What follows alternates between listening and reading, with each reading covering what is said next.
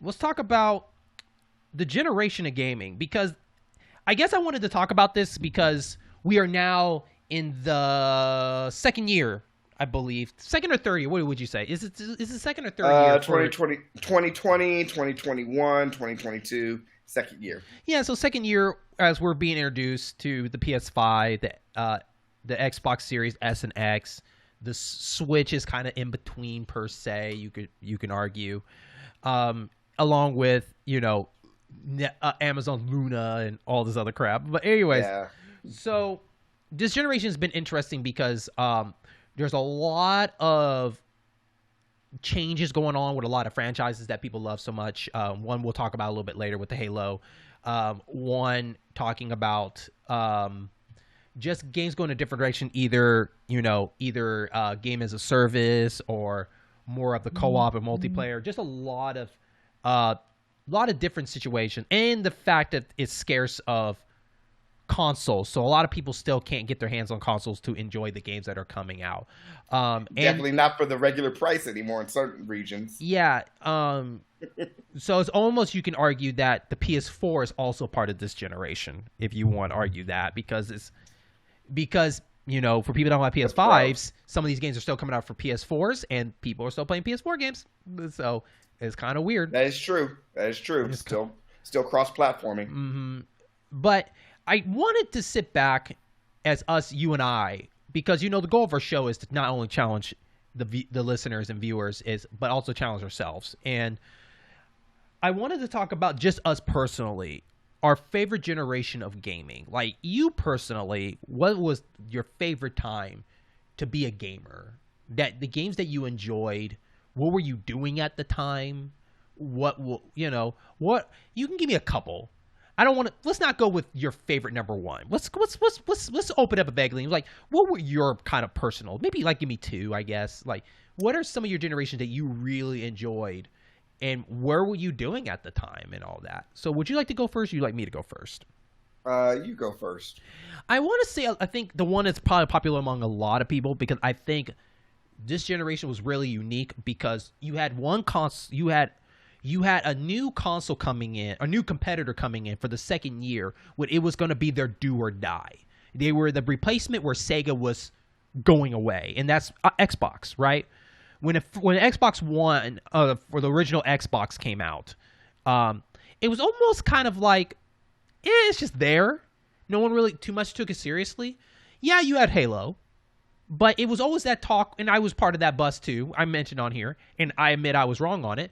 But, the only game people liked on Xbox was Halo. If Halo didn't exist, Xbox would be down the drain. I still think that's kind of true, but at the same time, a lot of developers did start making games for it, because you could argue that this was kind of like a spiritual successor to the Dreamcast in its own way. Yeah.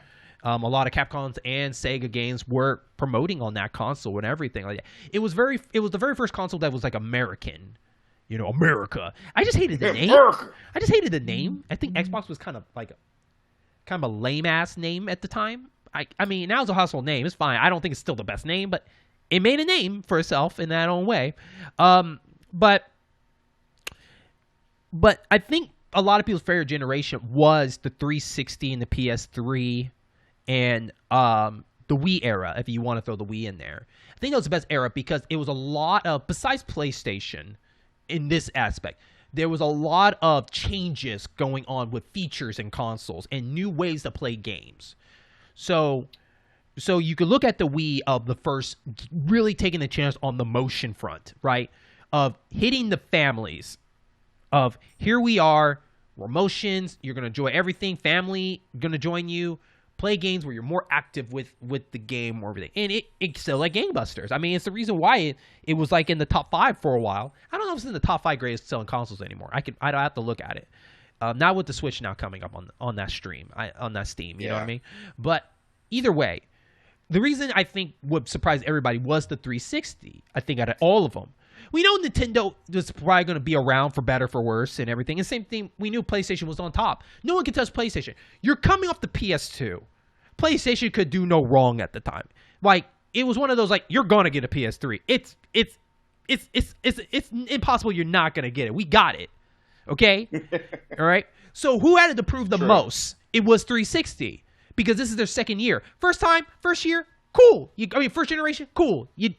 You stayed around. Great for you. Halo helped you afloat, along with the other games that came around, along with BioWare, all this stuff. You guys come in strong. It was almost like the way they came in strong was the way Dreamcast came in strong. Like, we are here to stay. We are making a statement. Here's all these varieties we had. Okay? But the 360 was the do or die to me. Because this was the console that, like, if they are not going to try to compete with PlayStation on this, then they're not going to make it. Nintendo was already kind of doing its own thing, to me, in my opinion.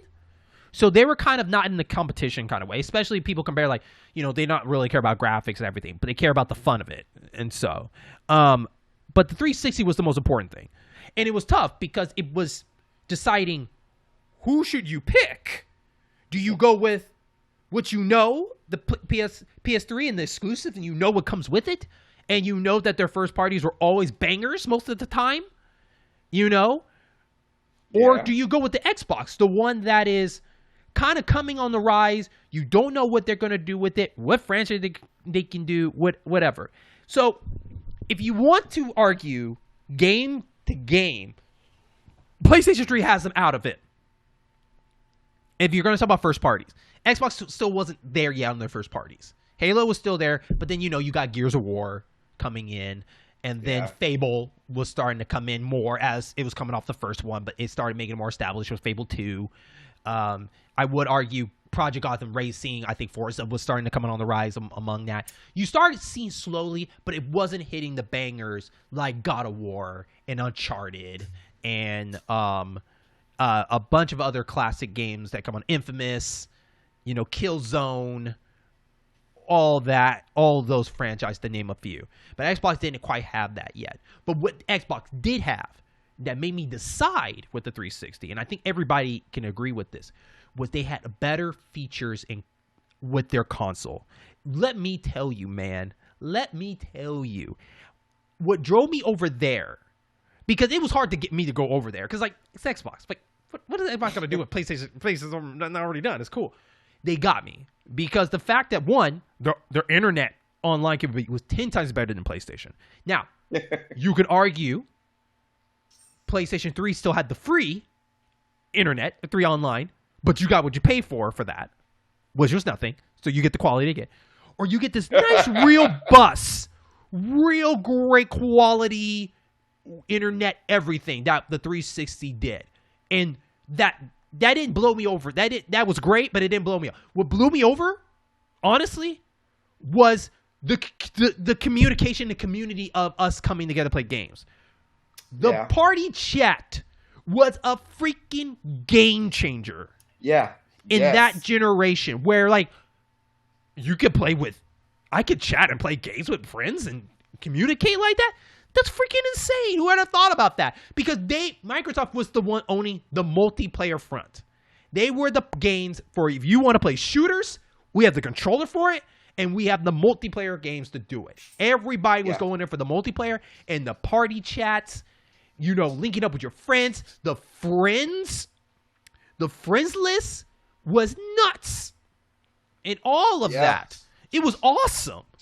I still check my friends list to this day. Yeah. Your avatar that you created, the icons, your favorite sayings that you want to say, those little craps that you shouldn't care about, you care about at the time. The fact that you can invite anybody in the game, or you could join a person's game on the flip of a finger without any crucial issues or anything like that. Yeah.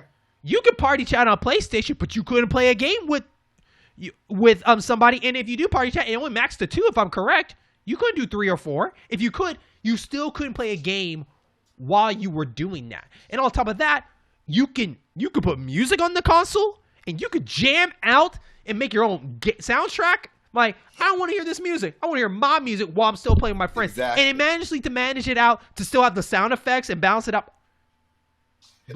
My Battlefield times there were amazing. Bad Company 2 was amazing, playing with my own soundtrack sometimes and everything like that. And you can even argue that some of the games ran better when it came to multi-platform games on the 360 compared to PlayStation 3. Bayonetta is a great input for that, for people that have not seen that comparison and whatever. And you can watch Netflix with friends. You can actually start up a party. That's true. Party chat Netflix and actually watch shows. Or, well, in this case, Netflix was more for some movies. Mm-hmm. But yeah.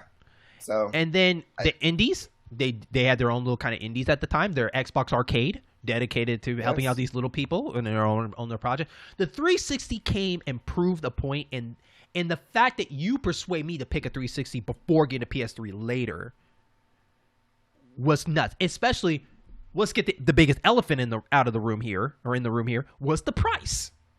PlayStation was so cocky that you guys love us so much that we can raise it up a little bit.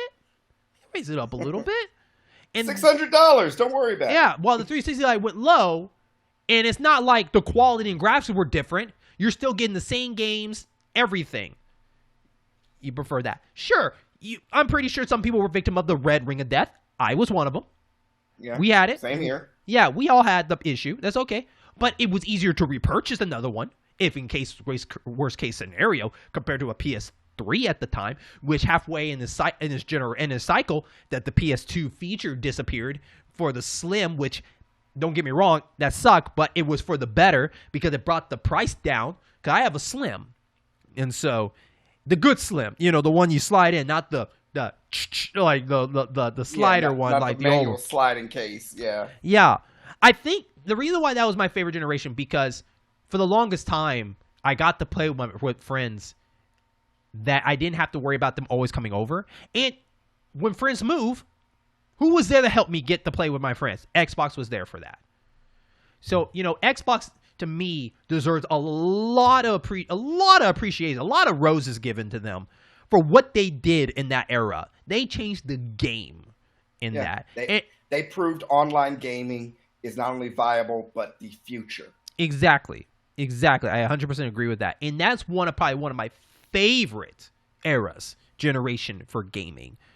Would you say that's one of your favorites also? It's up there.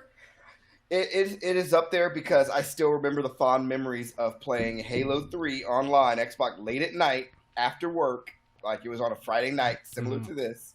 And myself and a couple other guys were like, all right, we're going to play Halo 3, Legendary difficulty, and we're going to beat this MFer tonight. And we did it. We did it all the way got to the last point where you're racing that warthog, except we had two warthogs and we were trying to hurry up and get the hell out of there. We were like, no, turn, go. It was so much damn fun. And the fact that we were all on the, we were all talking, we were all, chit-chatting, and it was that kind of gaming experience. There was that you can only have a kind of gaming experience, a first time for that gaming experience, once, and it shapes your whole thought process. Mm-hmm. So the fact that that is up there with on the 360. But I would have to say, but before you go in that, let me mention one other thing. Sorry, before you pick who you think your favorite one is. I also wanted to say the 360 era and the PS3 also had a lot of interesting experimental games at that time that became a big hit. BioShock, Mass Effect, Dragon Age.